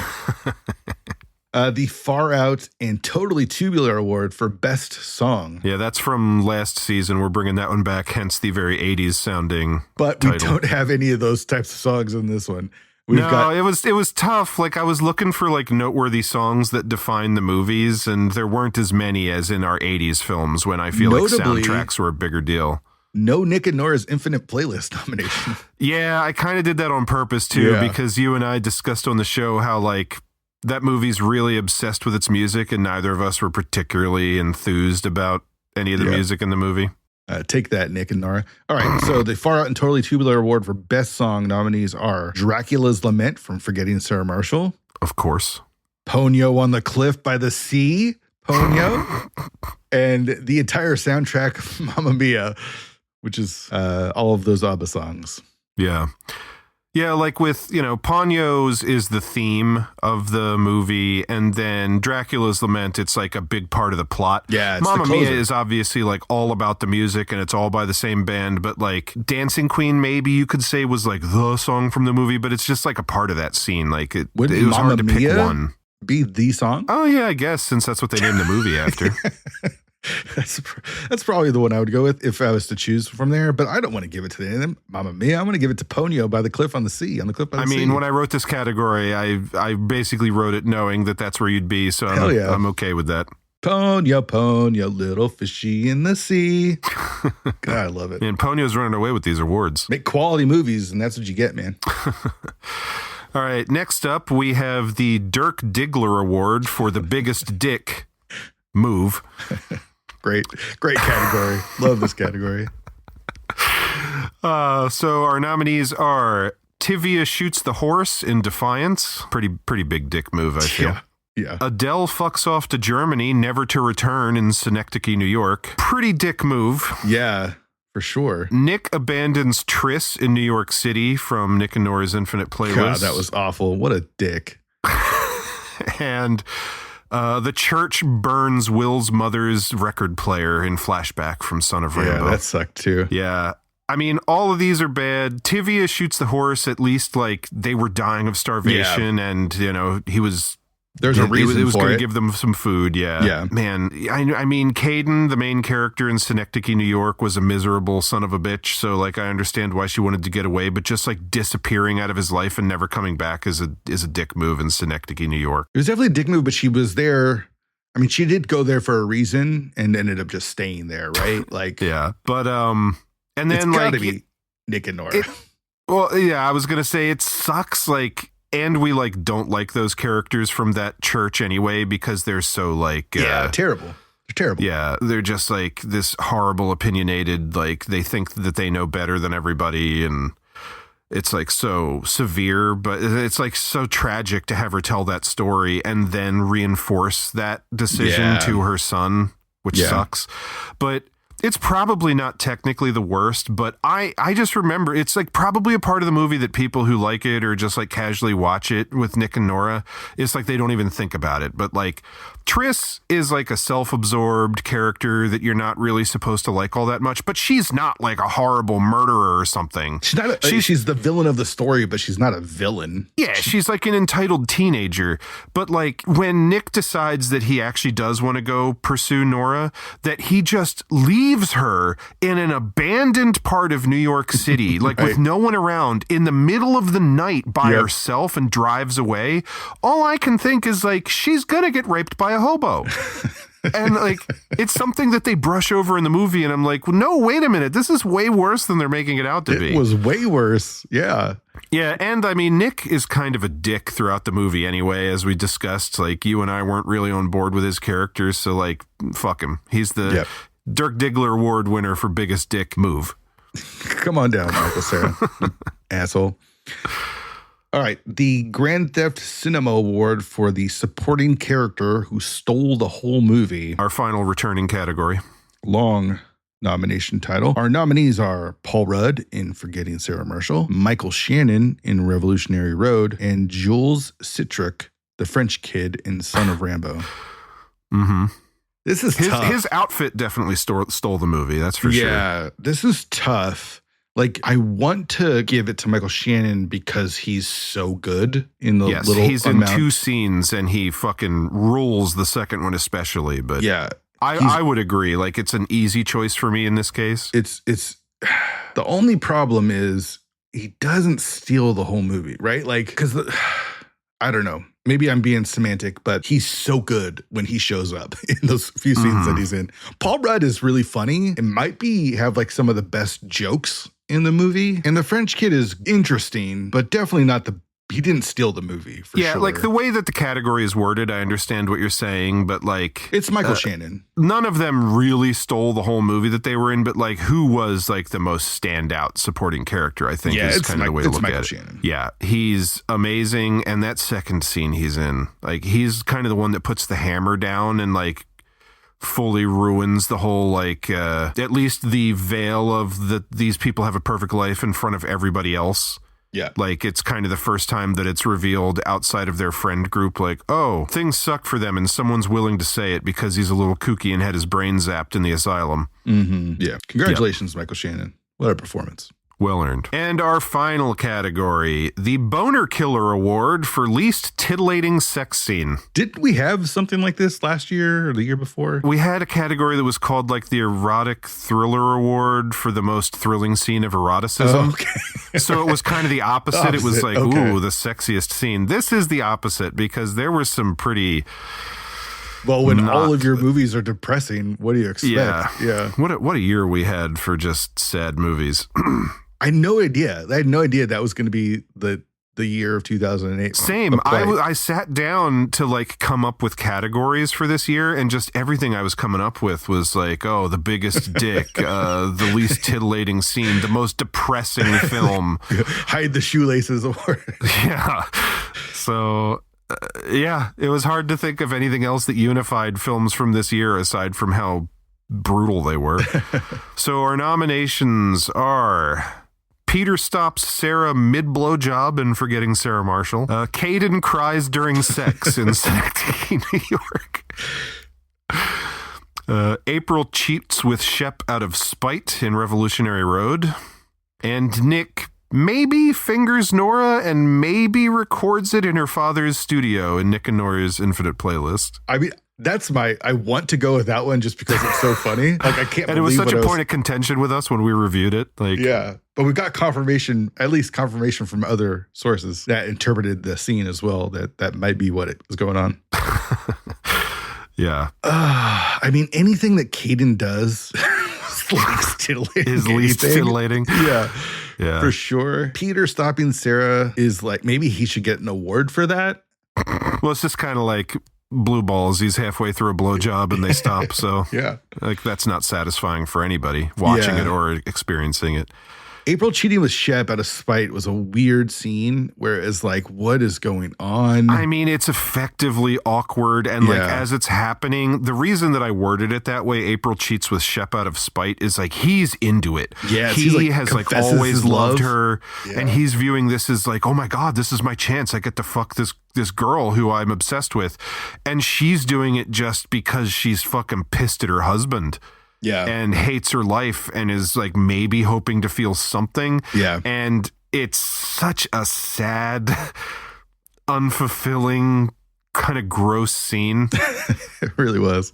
I mean, like the forgetting Sarah Marshall scene is kind of funny. Yeah. Caden crying during sex is sad, but at the same time, it's kind of funny. And Nick and Nora, I would go with you if you really had your heart set on that one. But more so, it's just like kind of funny. Yeah. But man, the revolution, like everything in Revolutionary Road, it's just like, it sucks. You know? Oh man, Revolutionary Road, another winner. Congratulations. Boner Killer Award. Yeah.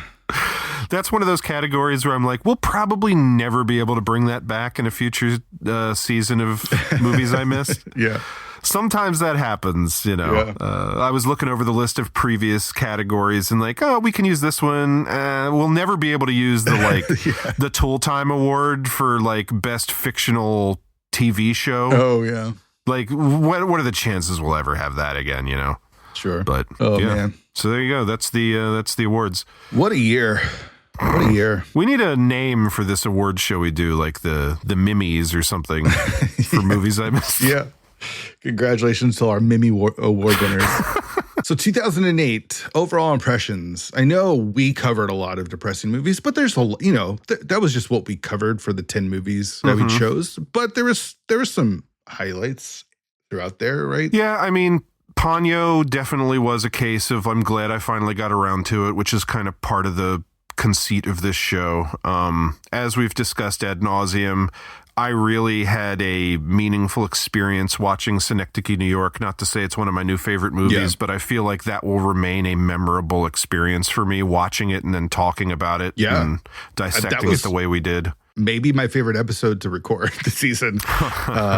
So that's something as well. And yeah, like very impressed by Revolutionary Road, a movie that I wasn't like, you know, this is at the top of my list of must-see movies, but just because of the people involved, always wanted to watch. And, you know, it was, you know, it's another kind of memorable movie. Again, I think for the conversation we had, I think both of us would probably say that there were a couple duds, but I mean, Hunger, that's just such a weird experience. Hunger was tough. It just, there was nothing to say about Hunger. And that's always tough when you're recording a podcast about a movie.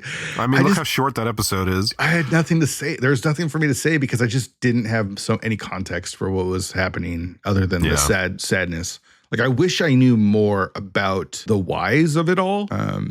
That I think that could have helped. It does have that one incredible scene that was great. It really was spectacular, but could have just been a good short film. Just cut that out of the movie. For sure. Like, you take that scene and then just do a montage of him dying at the end, I think. Oh, jeez.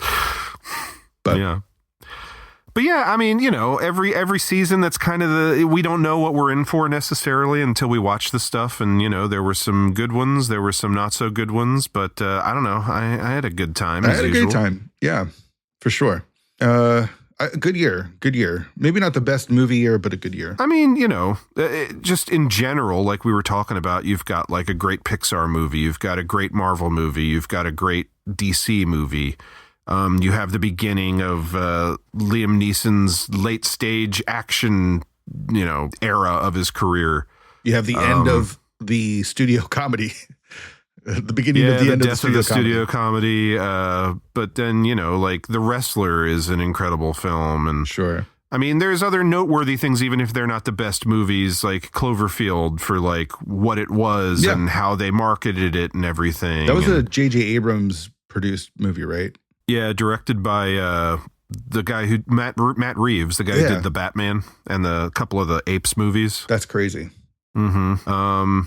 Yeah, I mean, Slumdog Millionaire, not Best Picture, or shouldn't have been, but, was a really interesting movie. And then, something that's challenging with Synecdoche, New York. I don't know. It's like, it's, 2008 is now almost 20 years ago. It still doesn't feel that long ago to me. So there's this tendency, I feel, to be like, it's not one of like the classic eras or something. But, once upon a time, I feel like I would have kind of looked down on the 90s compared to the 80s. And now I'm incredibly nostalgic for the 90s and just like yearn for the kind of movies that were coming out then. And, looking back on this year, when you look at the way that, studio movies are now and like the only things we get are the kinds of movies that exist because of like the Iron Mans and Dark Knights of 2008.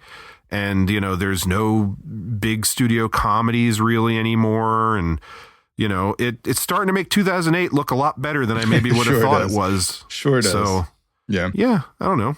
2008, I think in general, it was still like that was like prime going to the movies constantly for me. And, that's when we started doing Sidetracked, it wasn't exactly a movie review show. We started reviewing movies a lot on it, but like just talking about like the news of what was happening in the movie industry. And we started doing our featured reviews like 2 years in. And it was a very exciting time for movies, I think. Mm-hmm. And now we have enough distance from it that it's starting to feel nostalgic, I suppose. Yeah, a lot of good kids movies too. Like we didn't talk about like Kung Fu Panda was a fun movie, a huge movie in the Miller household. Oh yeah, my dad loves some Kung Fu Panda. Yeah.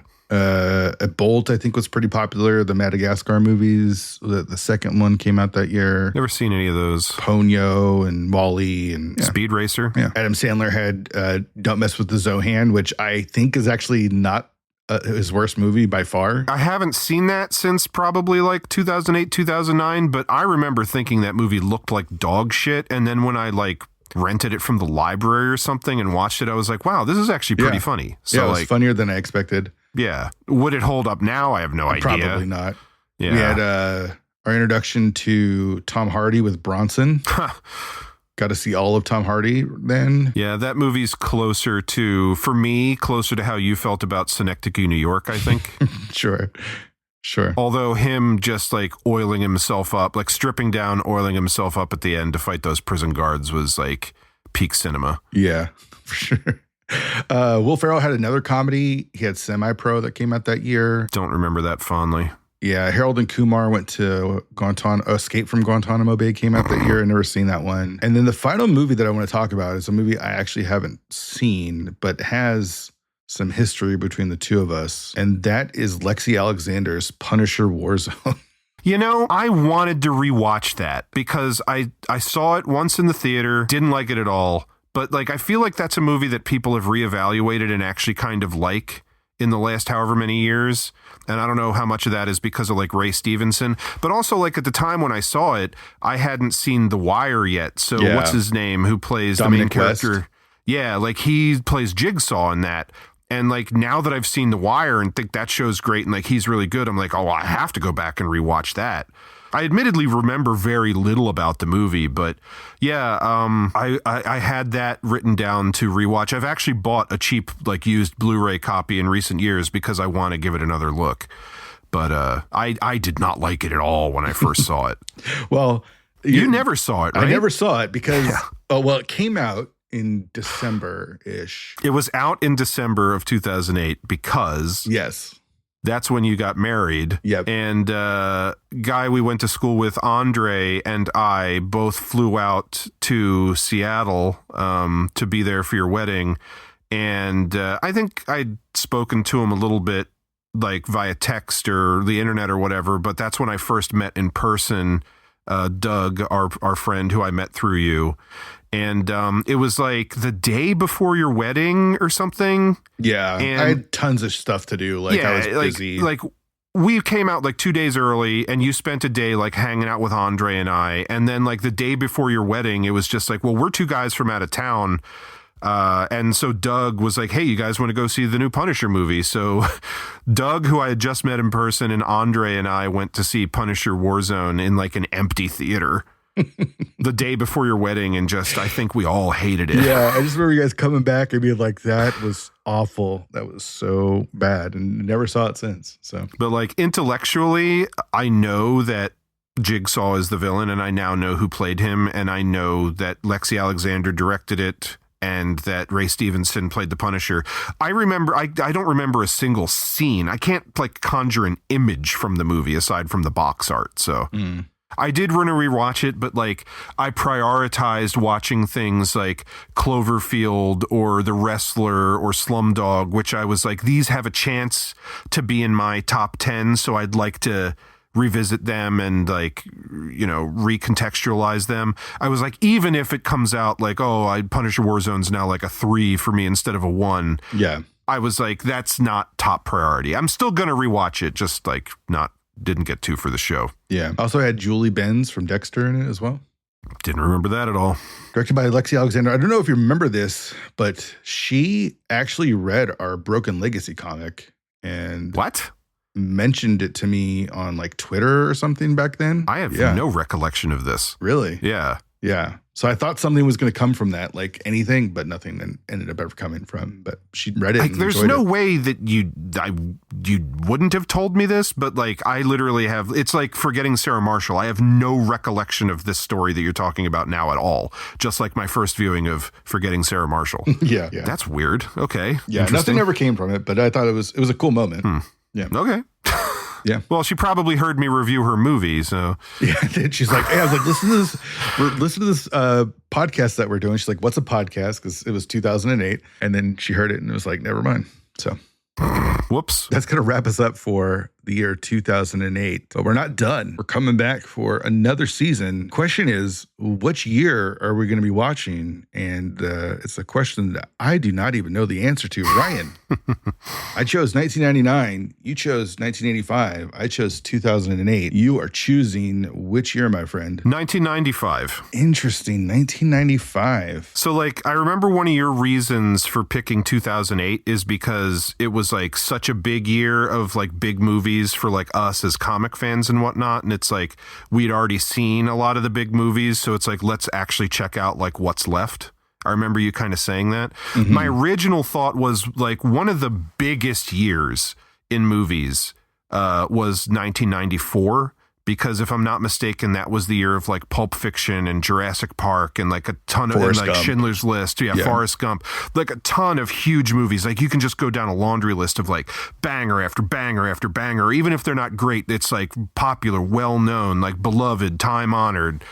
And I was going to do 94 for the same reason. And then I was looking through the year and I was like, yeah, there's things I haven't seen, but there's not a ton of stuff I'm like super excited about like catching up with.